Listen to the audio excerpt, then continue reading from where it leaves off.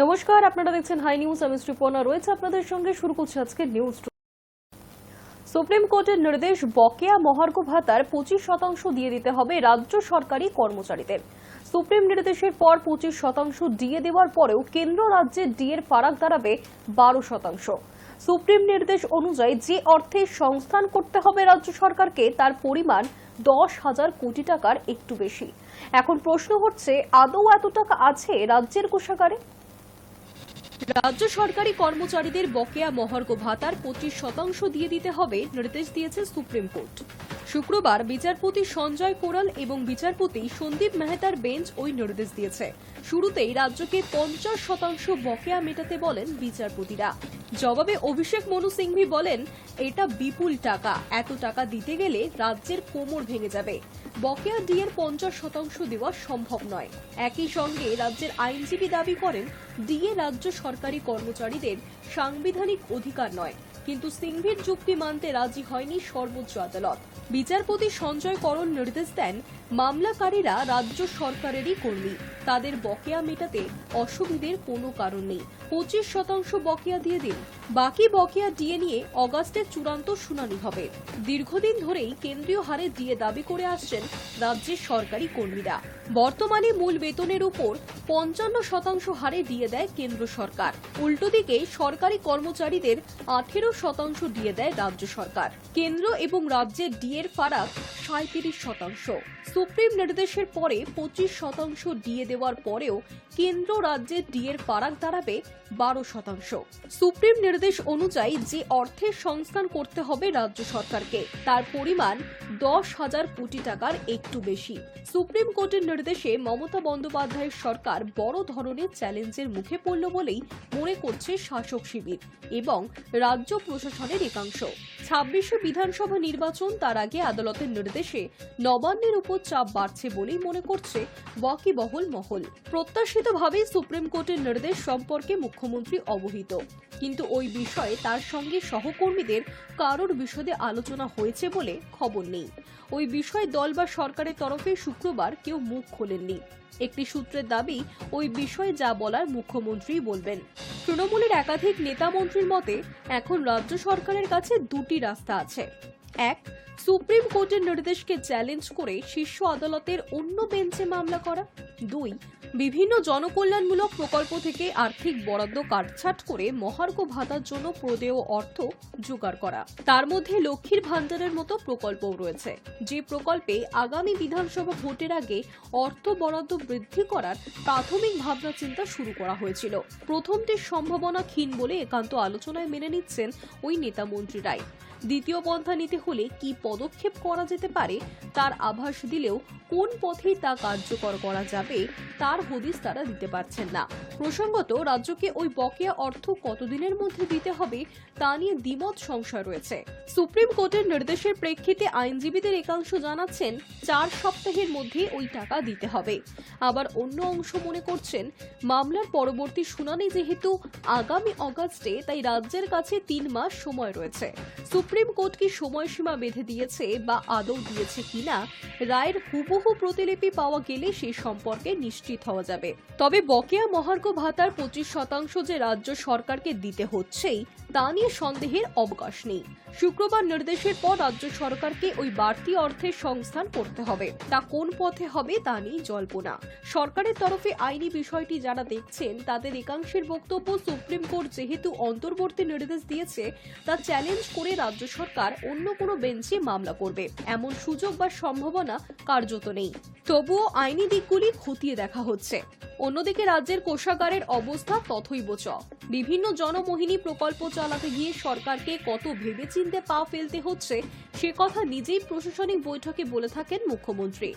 সম্প্রতি রিজার্ভ ব্যাংকের রিপোর্টের ভিত্তিতে কেন্দ্রীয় অর্থমন্ত্রক একটি তথ্য দিয়েছিল সংসদে। তাতে বলা হয়েছে, চলতি অর্থবর্ষের শেষে পশ্চিমবঙ্গের জিডিপির তুলনায় ঋণের হার 38% গিয়ে ঠেকতে পারে। আর ঋণের বোঝার নিরিখে পশ্চিমবঙ্গ দেশের মধ্যে 6ষ্ঠ স্থানে। এই পরিস্থিতিতে বকেয়া মহার্ঘ ভাতার 25% দেওয়া সরকারের কাছে গোদের উপর বিস্ফোরণ সামিল।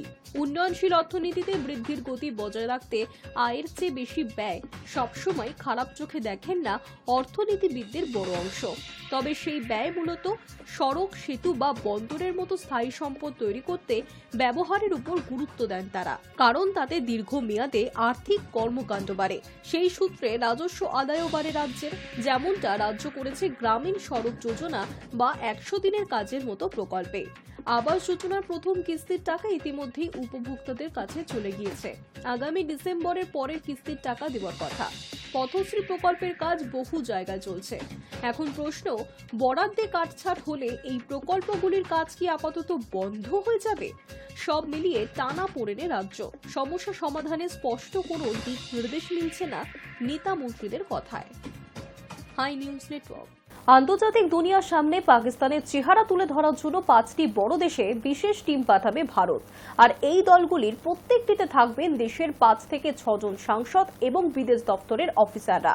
এরা বিভিন্ন দেশে গিয়ে সে দেশের সরকার এবং গণমাধ্যমের সামনে তুলে ধরবেন কিভাবে পাকিস্তানের মদতে জঙ্গিরা ভারতের নিরীহ মানুষদের হত্যা করেছে, কেন অপারেশন সিন্দুর জরুরি হয়ে পড়েছিল সেটাও তুলে ধরবেন তারা।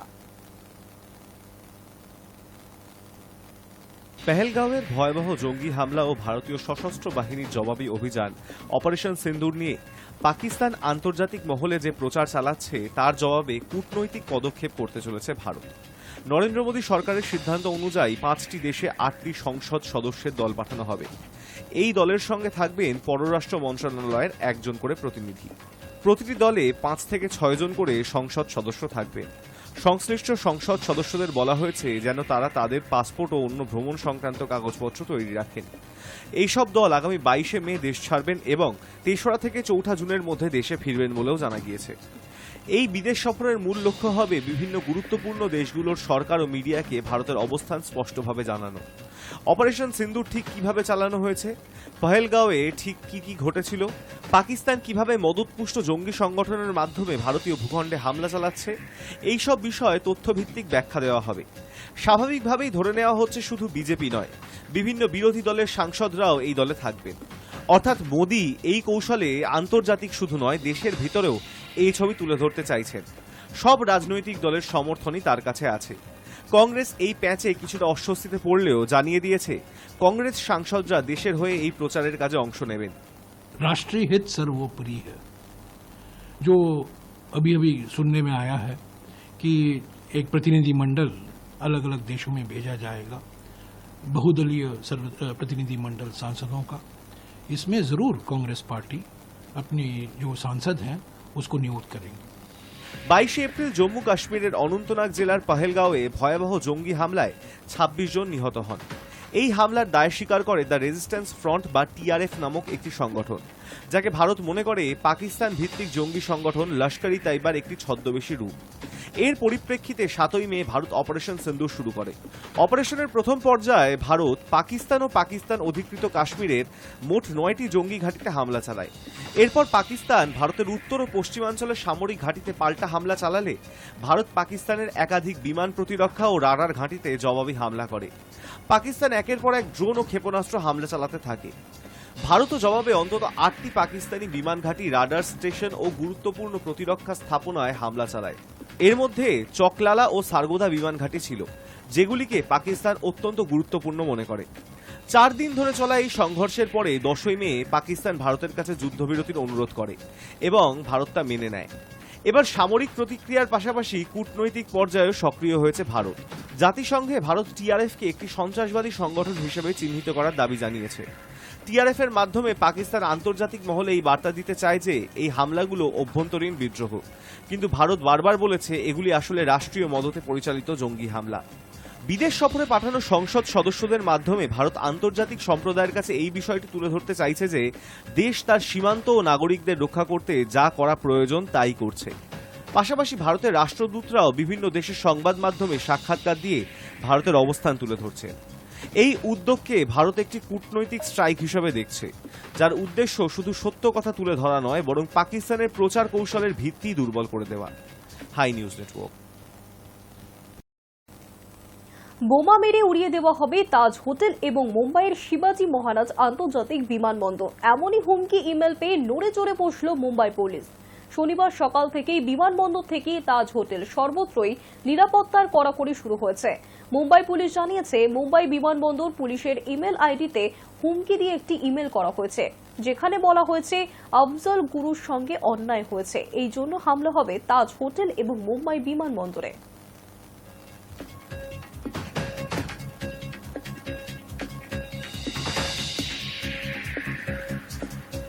রাজ্যের মুখ্যমন্ত্রী মমতা বন্দ্যোপাধ্যায়ের উদ্যোগে দীঘায় তৈরি হয়েছে জগন্নাথের মন্দির। এবার শোনা যাচ্ছে আরপিজি গ্রুপের উদ্যোগে কলকাতায় তৈরি হতে চলেছে তিরুপতি বালাজির মন্দির। ইতিমধ্যেই তিরুপতির দেবস্থানম ট্রাস্টের একটি প্রতিনিধি দল কলকাতায় এসে কয়েকটি সম্ভাব্য জমি দেখে গিয়েছেন। এর জন্য খরচ হতে পারে প্রায় 150 কোটি টাকা। তবে কিছু জটিলতা এখনো না কাটায় বিষয়টি সম্পূর্ণ চূড়ান্ত হয়নি। তিরুপতির বিখ্যাত ভেঙ্কটেশ্বর মন্দিরে 7 কোটি টাকা মূল্যের সোনার অলংকার দান করলেন আরপি সঞ্জীব গোয়েঙ্কা গ্রুপের প্রধান সঞ্জীব গোয়েঙ্কা। মন্দির কর্তৃপক্ষ জানিয়েছে, এই অলংকার ভেঙ্কটেশ্বর বা বালাজি দেবমূর্তির জন্য নিবেদিত হবে। এই দানের পিছনে একটি পারিবারিক প্রসঙ্গ রয়েছে। জানা গিয়েছে, সঞ্জীব গোয়েঙ্কার পিতা রামপ্রসাদ গোয়েঙ্কা একসময় তিরুমালা তিরুপতি দেবস্থানম ট্রাস্ট বোর্ডের সদস্য হতে চেয়েছিলেন। 1980 সালে তিনি তৎকালীন প্রধানমন্ত্রী ইন্দিরা গান্ধীর অনুমোদনে সেই পদে নিযুক্ত হন। তবে পরে তিনি সক্রিয়ভাবে বোর্ডে যুক্ত হতে পারেননি। এই ঘটনার প্রেক্ষিতে এখন আলোচনায় উঠে এসেছে সঞ্জীব গোয়েঙ্কা কলকাতায় তিরুপতি মন্দিরের অনুকরণে একটি নতুন মন্দির নির্মাণের পরিকল্পনা করছেন। আরপি সঞ্জীব গোয়েঙ্কা গ্রুপের তরফে জানানো হয়েছে, কলকাতার আশেপাশে একটি জমিতে মন্দির তৈরির জন্য পরিকল্পনা চলছে। ইতিমধ্যেই তিরুপতি মন্দির কর্তৃপক্ষের একটি প্রতিনিধি দল কলকাতায় পরিদর্শন করেছে এবং 4টি সম্ভাব্য স্থান পর্যালোচনাও করেছে। সূত্র অনুযায়ী নতুন মন্দিরটি হতে পারে সম্পূর্ণ বেসরকারি অর্থায়নে। এই প্রকল্পে গোয়েঙ্কারা কর্পোরেট স্পেশাল রেসপন্সিবিলিটি বা সিএসআর এর অর্থ ব্যবহার করতে চাইলেও সরকারি নিয়ম অনুযায়ী ধর্মীয় প্রতিষ্ঠান নির্মাণে সিএসআর তহবিল খরচ করা যায় না। টিটিডির হিসেব অনুযায়ী 2023-24 অর্থ বছরে তারা মোট 1031 কেজি সোনা পেয়েছে, যার বাজার মূল্য 773 কোটি টাকা। চলতি বছরে গোয়েঙ্কারা একাই দিলেন 7 কোটি সোনা। এই অলংকার ভেঙ্কটেশ্বরের বিশেষ উৎসব বা পুজোয় ব্যবহার হতে পারে বলে মন্দির সূত্রে জানা যাচ্ছে। তবে কলকাতায় তিরুপতির আদলে নতুন মন্দির নির্মাণের বিষয়টি এখনও প্রাথমিক পর্যায়ে রয়েছে। চূড়ান্ত সিদ্ধান্ত ও অনুমোদনের অপেক্ষায় আছে গোয়েঙ্কা গোষ্ঠী। মন্দির নির্মাণ হলে তা দক্ষিণ ভারতের বাইরে ভেঙ্কটেশ্বরের একটি গুরুত্বপূর্ণ উপাসনা স্থল হিসেবে গড়ে উঠতে পারে। এই দান এবং মন্দির নির্মাণের পরিকল্পনা ঘিরে কলকাতার ধর্মপ্রাণ হিন্দু সমাজে আগ্রহ তৈরি হয়েছে।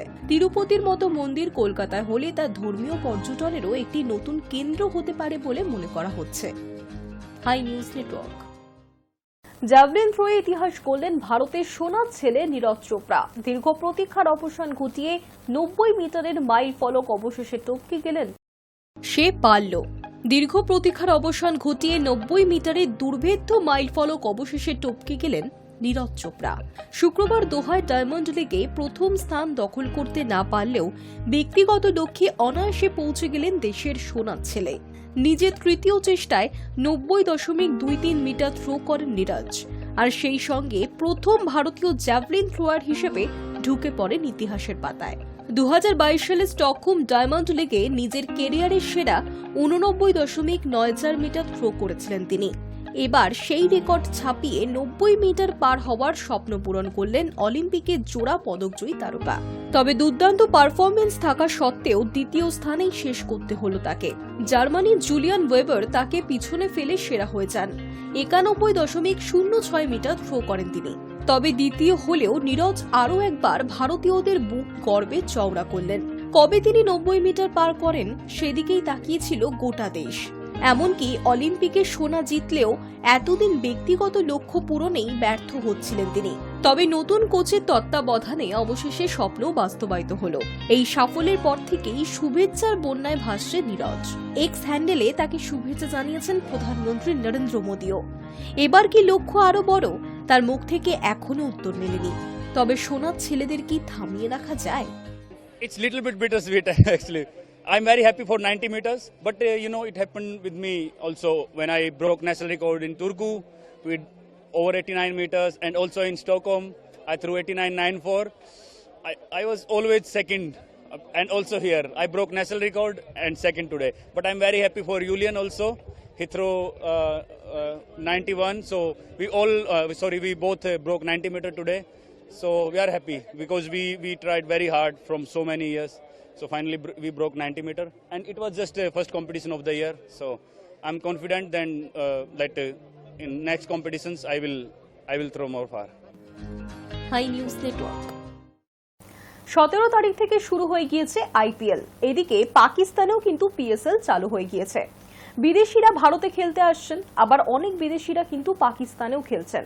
পাকিস্তানে যারা খেলছেন তাদের মধ্যে বেশ কিছু বিদেশিরা কিন্তু এসেছেন ভারতেও খেলতে। কোন কোন বিদেশিরা ভারতে খেলতে এসেছেন দেখে। ভারত ও পাকিস্তানের মধ্যে উত্তেজনার পর ঘোষণা করা হয়েছিল যে 17ই মে থেকে আবার আইপিএল শুরু হবে। তারপর পিসিবিও একই দিনে পিএসএল পুনরায় চালু করার সিদ্ধান্ত নেয়। কিন্তু এতে আইপিএলে কোনো আঁচ আসেনি, বরং পিএসএলেরই চাপ বেড়েছে। কারণ আইপিএল খেলার জন্য মরশুমের মাঝামাঝি সময় 2 বিদেশি প্লেয়ার পাকিস্তান ছেড়েছে। ভারত পাকিস্তান উত্তেজনার পর অনেক বিদেশি খেলোয়াড়ই তাদের দেশে ফিরে গিয়েছেন। এমন পরিস্থিতিতে খেলোয়াড়ের অভাব দেখা দিয়েছে। এই কারণে আইপিএল এবং পিএসএল পুনরায় শুরু করা 2 বোর্ডের জন্য একটা বড় চ্যালেঞ্জ হয়েছিল। তবে এই লড়াইয়েও ভারত পাকিস্তানকে হারিয়ে দিয়েছে, কারণ বিসিসিআই আইপিএল খেলা বেশিরভাগ খেলোয়াড়দের ফিরে আসতে রাজি করিয়েছে। সঙ্গে কিছু পিএসএল এর খেলোয়াড়ও ভারতে এসে আইপিএল এ যোগ দিয়েছেন। গুজরাট টাইটান্সের জশ বাটলার ও জেরাল্ড কোয়েটজি দলের সঙ্গে যোগ দিয়েছে। তার দুজনেই স্থগিতকালে ভারত ছেড়েছিলেন। তবে জিটির অন্যান্য বিদেশি খেলোয়াড় যেমন রশিদ খান, রাদারফোর্ড, রাবাডা, করিম জানাত ভারতেই ছিলেন। গতবারের চ্যাম্পিয়ন কলকাতা নাইট রাইডার্সের বেশিরভাগ বিদেশি খেলোয়াড়ই বুধবার রাত থেকে বৃহস্পতিবার সকালের মধ্যে বেঙ্গালুরুতে পৌঁছে গিয়েছে। ক্যারিবিয়ান তারকা সুনীল নারায়ণ, আন্দ্রে রাসেল, রোভমান পাভেল এবং দলের মেন্টর ডোয়েন ব্রাভো স্থগিতকালে দুবাইয়ে ছিলেন। উইকেটরক্ষক ব্যাটসম্যান রামতুল্লাহ গুরবাজ কাবুল থেকে দুবাইয়ে এসে ক্যারিবিয়ান দলের সঙ্গে ভারতে ফিরেছেন।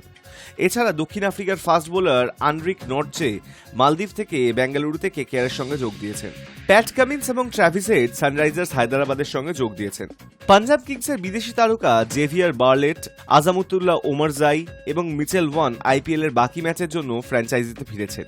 দিল্লি ক্যাপিটালসের বিদেশি খেলোয়াড় মিচেল স্টার্ক এবং ক্রিস্টান স্টাবস WTC ফাইনালের জন্য অস্ট্রেলিয়া এবং দক্ষিণ আফ্রিকার দলে রয়েছেন, তাই তারা আসতে পারেননি। তবে দুষ্মন্তা চামিরা দিল্লিতে ফিরেছেন। চেন্নাই সুপার কিংসের বেশিরভাগ বিদেশি খেলোয়াড় যেমন Maheesh Pathirana, Noor Ahmad, Sam Curran, Nathan Ellis, Jamie Overton এবং ডেভাল ব্রেভিস ফিরেছেন। তবে ডেভন কনওয়ে এবং রচিন রবীন্দ্রের ফেরার বিষয়ে সন্দেহ রয়েছে। সিএসকে সিইও কাশী বিশ্বনাথন জানিয়েছেন তাদের পরবর্তী ম্যাচ 20 মে, তাই খেলোয়াড়দের ফেরার জন্য পর্যাপ্ত সময় রয়েছে। রয়্যাল চ্যালেঞ্জার্স বেঙ্গালুরুর জশ হেজেলহুড কাঁধের চোটের জন্য বাকি মরশুম খেলতে পারবেন না। তবে Liam Livingstone, Phil Salt, Jacob Bethell, Romario shepherd এবং নুয়ান থুসুরা ফিরেছেন। মুম্বাই ইন্ডিয়ান্সের হয়ে মুজিবুর রহমান এবং লখনৌ সুপার জায়ান্টসের ম্যাথু ব্রিডস ফিরেছেন। রাজস্থান রয়্যালস ইতিমধ্যেই প্লে অফ থেকে ছিটকে গেছে, তবে জশ বাটলার ফিরেছেন। Hi News Network news today এখনকার মতো এই পর্যন্তই। দেখতে থাকুন হাই নিউজ, নির্ভীক নিরপেক্ষ।